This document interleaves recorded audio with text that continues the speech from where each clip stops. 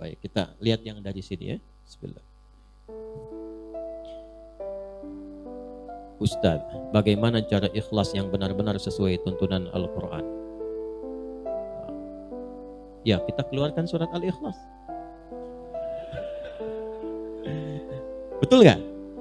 Cara ikhlas sesuai tuntunan Al-Quran, keluarkan surat Al-Ikhlas. Ya sudah. Apa itu ikhlas? Itu dulu cara ngajinya. Apa itu ikhlas? Apa itu ikhlas? Tulus. Apa itu tulus? Ikhlas, ya. Saya tulis ini ya. Baik. Dari belakang kelihatan ini. Oh, bagus. Saya tuh suka kagum ya, kagum dimanapun berada, bukan hanya di sini. Kalau saya bertanya kepada yang paling belakang, itu selalu kelihatan. Padahal belum saya tulis. Ikhlas. Nah ya, ini ya. Tuh, pelan-pelan. Ikhlas ini dari kata akhlasa asalnya. Akhlasa, yukhlisu ikhlasan. Akhlasa, gini. Akhlasa. Akhlasa itu asalnya dari kata khalasa tambah a. Itulah cepat membahasnya, singkat padat. A plus, ya ini kan awalan ini a nih, tambahannya plus khalasa. Simpan a-nya dulu, kita ke khalasa dulu. Khalasa itu asalnya sesuatu yang bening, yang gak bercampur dengan apapun, yang murni. Makanya ini nih dalam bahasa Arab disebut dengan al-ma'ul khalis, air bening, bukan air putih. Kalau air putih apa? Susu. Air putih apa? Ya. Kalau yang coklat apa? Teh. Yang hitam apa? Kopi. Yang putih apa? Kalau ini air apa? Bening. Nah, ini khalasa namanya. Khalasa. Kalau dibawa ke pemilik, pelakunya disebut khalis. Ya, misalnya ada yang namanya khalis. Maksudnya apa? Orang itu seringkali menyaring segala yang keluar dari dirinya sehingga selalu bening, bersih. Makanya kalau ada orang namanya khalis, kata-katanya nggak boleh kotor. Karena itu bukan bagian dari cermin kebeningan hatinya. Catat itu ya. Termasuk pandangannya jangan memandang yang kotor.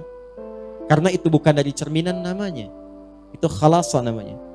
Kalau kita ingin berusaha menyingkirkan yang kotor, menanggalkan, ditanggalkan, digelincirkan, izalah, tanggalkan supaya yang bersihnya saja yang muncul, maka tambahkan hamzah di depan kata dasarnya. Dari khalasa tambah hamzah.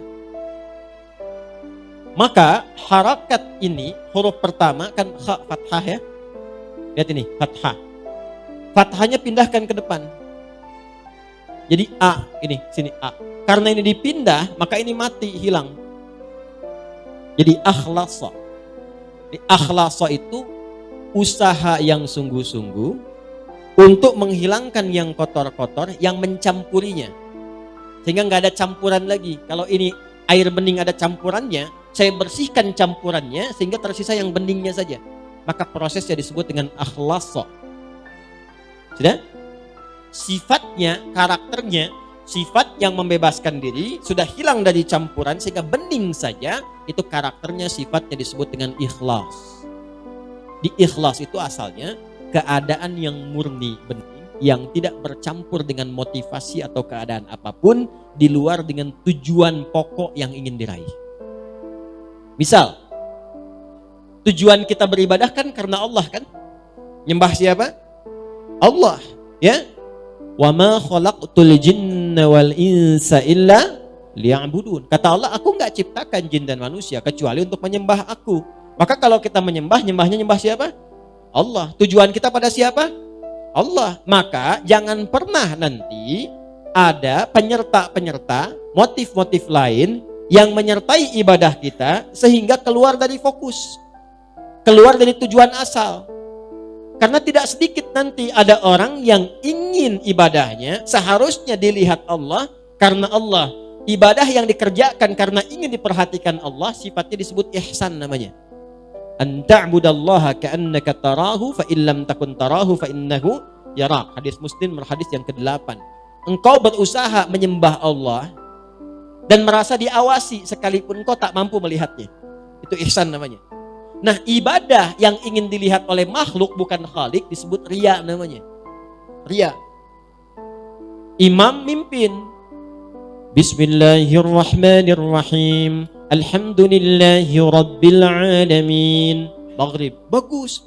Bapak komen setelah sholat, Masya Allah Ustaz, tadi bagus sekali suaranya, mudah-mudahan Ustaz dijaga. Isya ditambahin cengkoknya dikit, karena pujian tadi, Alhamdulillahi Rabbil Alamin. Misalkan, karena tujuan untuk didengar oleh orang yang tadi. Atau ingin kelihatan oleh yang lain, saya pun bisa sholat berjamaah. Maka ingin dilihat disebut dengan riya, ingin didengar disebut dengan sum'ah. Itu yang menggeser dari ihsan. Fawailul lil musallin alladzina hum an salatihim sahun alladzina hum yuraun. Riya itu pengen dilihat orang. Bahasa kekiniannya pencitraan. Paham? Sedekah karena pencitraan. Bapak, ada masjid Miftahul Jannah di Gede Bage akan renovasi. Saya yang tanggung semuanya. Saya kasih 1 miliar. Tapi tolong pasang spanduk dari Sabang sampai Merauke. Ini Haji Fulan, misal. Nah, itu riya namanya. Itu mencampur sesuatu dari yang pokok. Kalau kita ingin tepikan, berusaha lillah, sifatnya disebut dengan ikhlas. Orang yang berusaha mewujudkan itu, berusaha namanya mukhlis. Jamaknya mukhlisin. Nah, kita itu diperintahkan oleh Allah sepanjang ibadah usahakan yang ikhlas. Jadi usaha kita yang dilihat oleh Allah. Nanti Allah yang ngasih hasilnya. Orang yang berusaha untuk ikhlas disebut mukhlis, jamaknya mukhlisin. Turun surah Al-Bayyinah, surah 98 ayat 5. Wa ma umiru illa liya'budullaha mukhlishina lahud din. Kalau sudah dapat ikhlas itu diberikan oleh Allah dalam hati. Kalau sudah ada dalam hati, enggak pamrih. Dia nggak mikir apa-apa. Yang penting Allah ridha.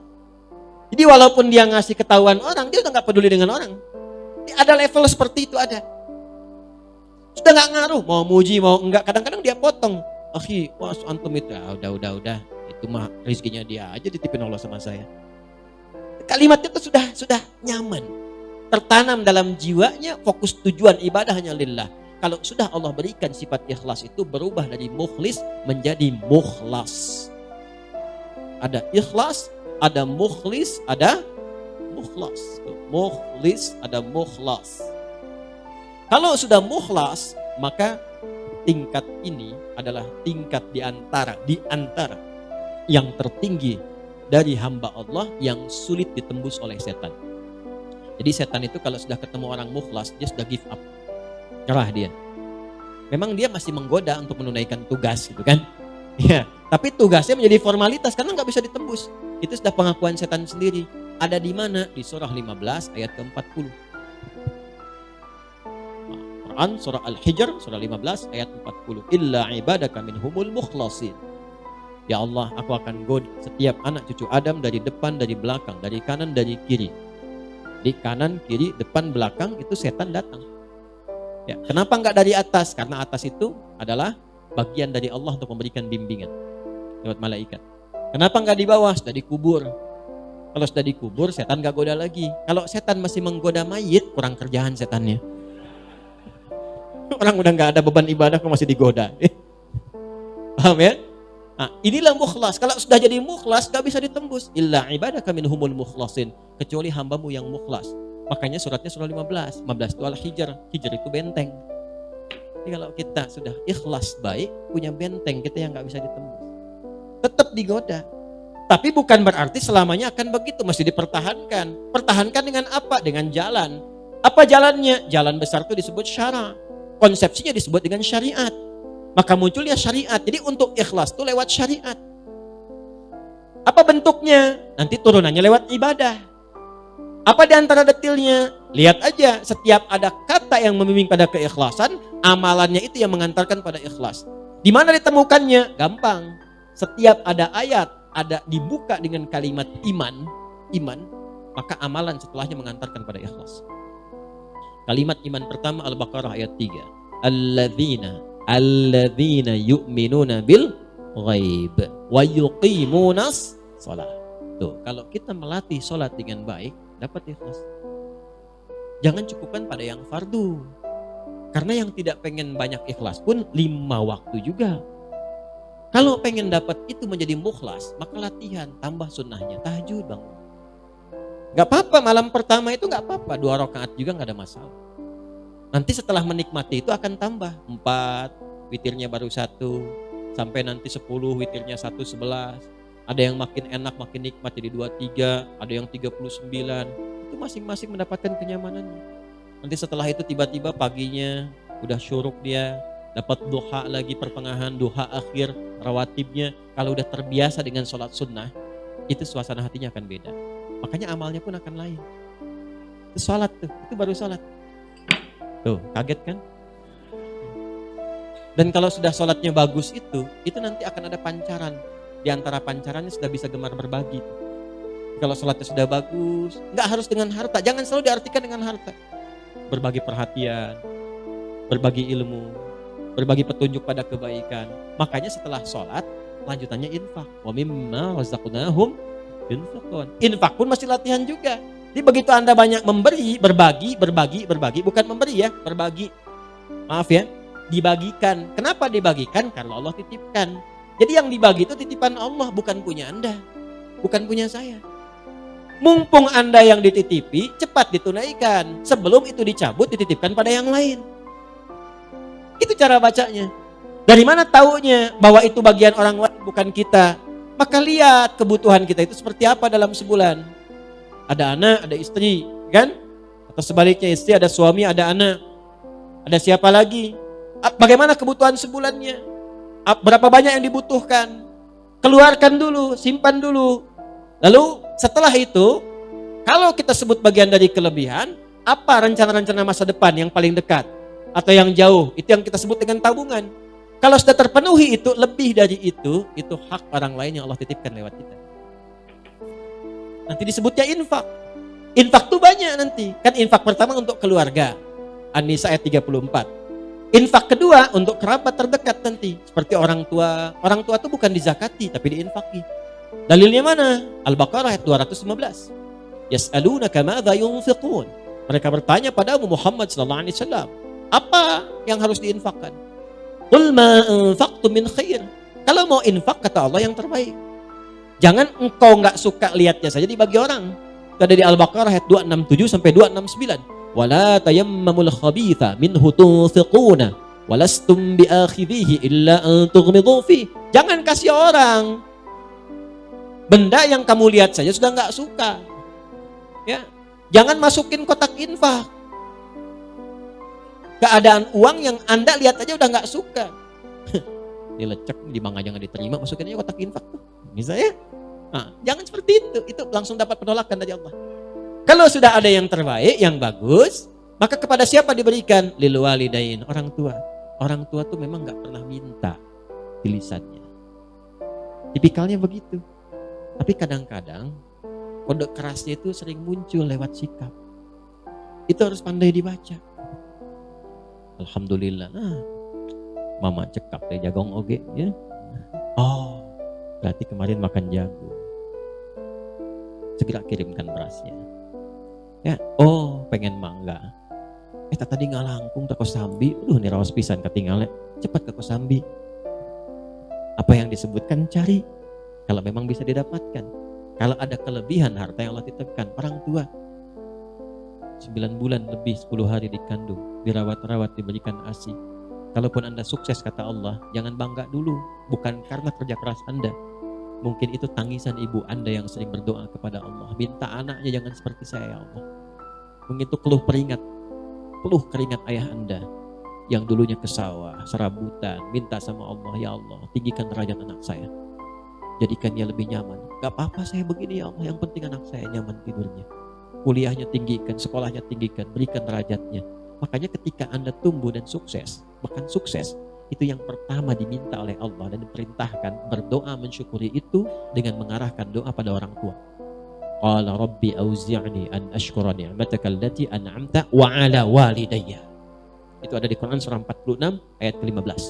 Kalau Anda merasa udah usia 40 tahun bahkan udah sukses, udah hebat, jangan membanggakan usaha Anda, kata Allah. Mungkin itu saham terbesarnya adalah amalan orang tua Anda.